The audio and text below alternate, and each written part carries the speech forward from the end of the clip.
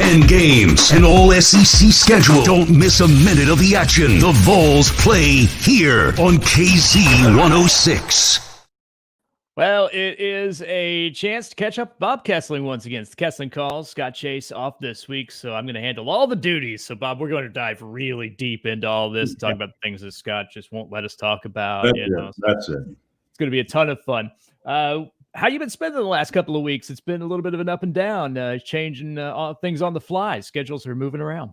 Yeah, we did all the prep work for basketball and all these football games, and suddenly you get it all done, and they say, well, wait a minute, we're not playing those games.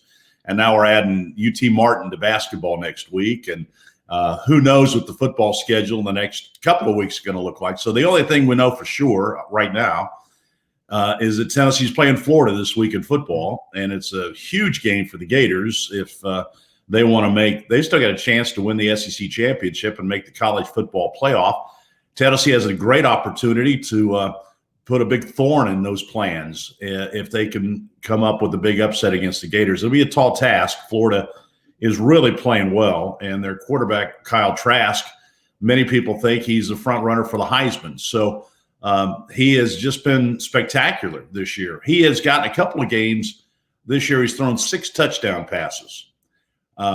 Take into consideration that Jarrett Garantano for Tennessee has thrown 6 all season long. So you can tell the offensive Florida is about double in Tennessee in points per game.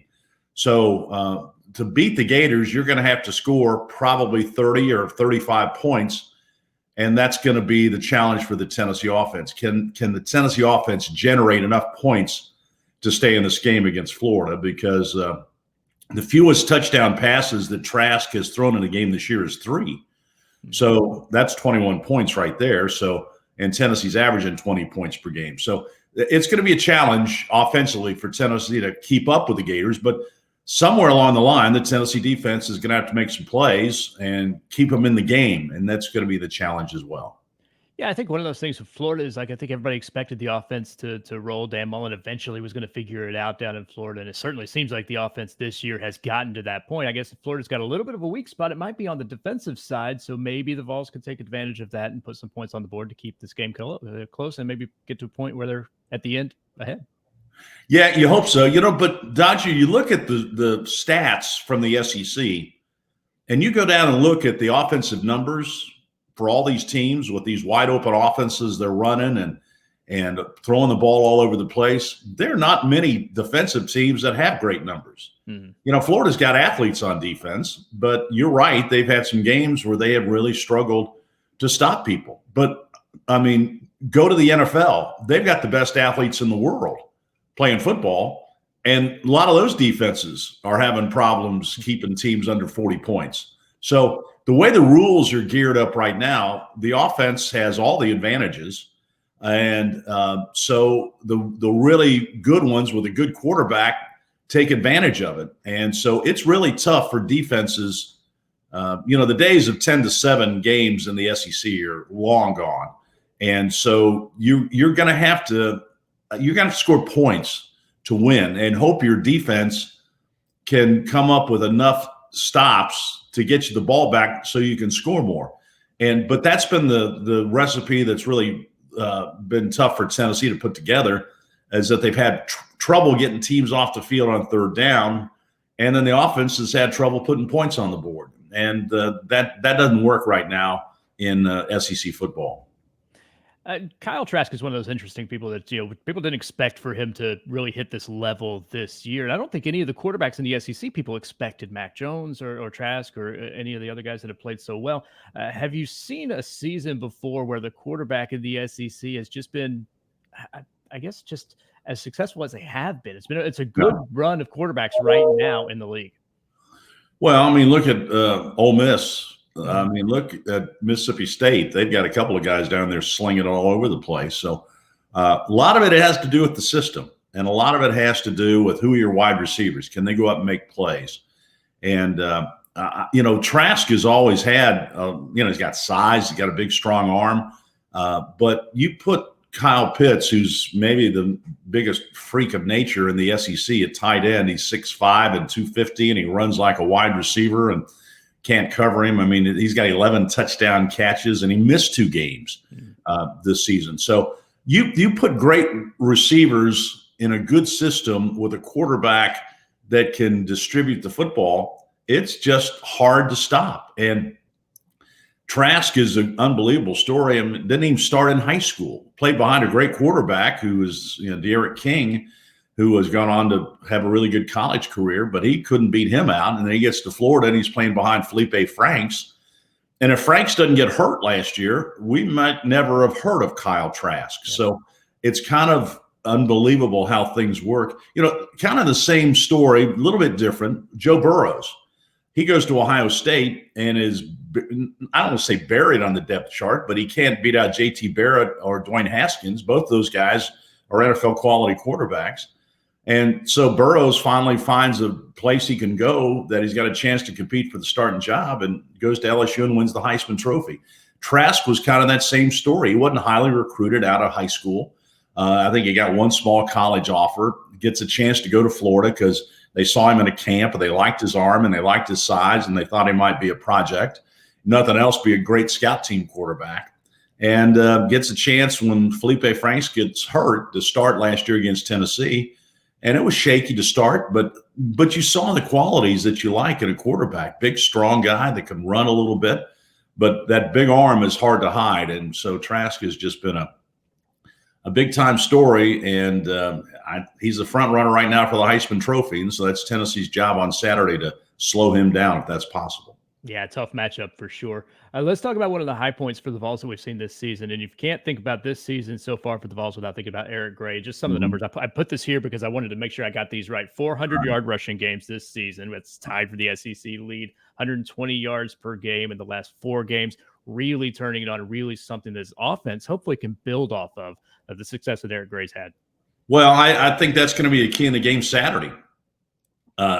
One way to stop Kyle Trask, don't give him the ball.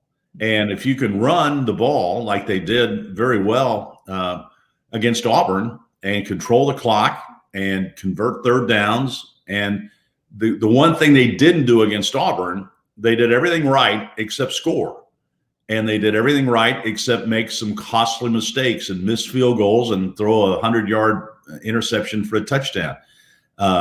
So all the good stuff they did against Auburn has kind of been overshadowed by those 4 or 5 plays that really broke your back. Well, to beat Florida or to beat any really great team in the SEC, you just can't make those mistakes. So the formula is for Tennessee to come out and run the ball with Eric Gray and Ty Chandler, control the clock, but when you get down inside the red zone, score and don't turn it over. And if they can put that together and do that, they've got a chance to stay in the game. I'm not sure this is just an unbeatable Florida team, but it's a very, very good team. And to beat good teams, you just can't make mistakes and you can't give them anything. And you go back and look at Tennessee's losses in this losing streak, and you can point to every single game where there's been a couple of key moments and big turnovers that have just broken your back.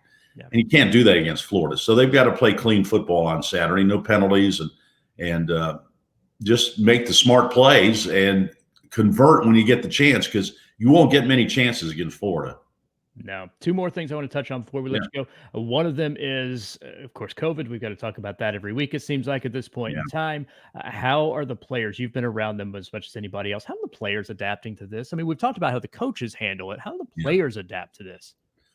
Well, players are playing, they're 18, 19-year-old kids, 17-year-old. I mean, so they're pretty resilient. They kind of bounce back. But, it's got to be kind of fatiguing because you get ready to play a game and you're going out to get ready to play Vanderbilt, and then you walk out on the practice field on Monday afternoon. Well, wait a minute, guys. We're not going to play Vanderbilt this week. You're going to have another week of practice.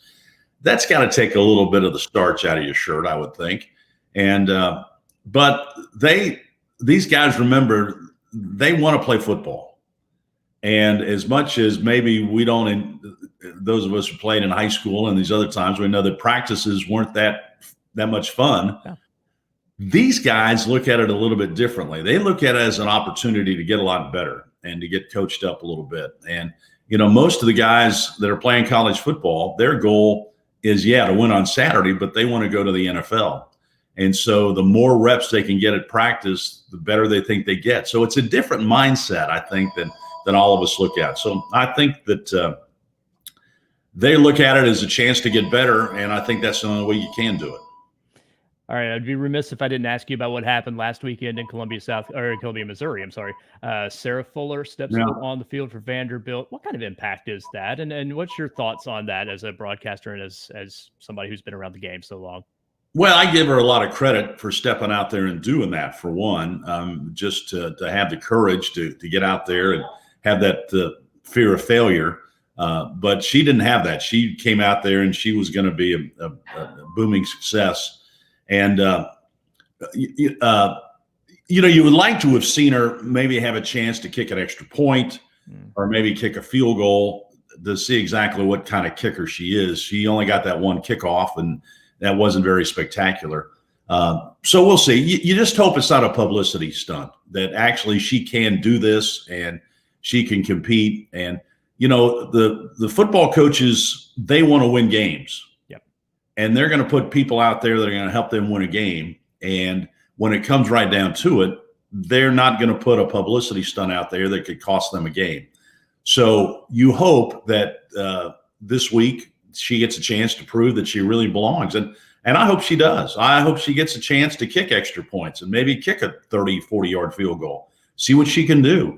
It surely would encourage a lot of young women to give it a shot. And I just commend her for having the courage to do this, because she's put herself out there on a big stage she apparently has no fear of failure. I mean, she just won an SEC championship in soccer, so that gave her a lot of confidence. So I hope that she has a successful day on Saturday, and that she just encourages more young girls out there to say, hey, maybe this is something we want to try. Yeah, certainly something that was historical for the league, and we'll see how it goes this week when she's taking on Georgia and see if she gets a point on the board. All right, Bob, it's been fun. Bob Kesling call, of course, every week here on KZ 106. Scott will be back next week to handle the duties as well. So, Bob, you filled it admirably for me. I hope so. The shoes are huge. You wouldn't believe how I know. Those shoes are to fill. A long shadow, doesn't he? We'll look forward to the broadcast on Saturday. The Vols taking it on Florida. Thanks, Bob. Okay, Dodger. Thank you. Go Vols. 10 games, an all-SEC schedule. Don't miss a minute of the action. The Vols play here on KZ 106.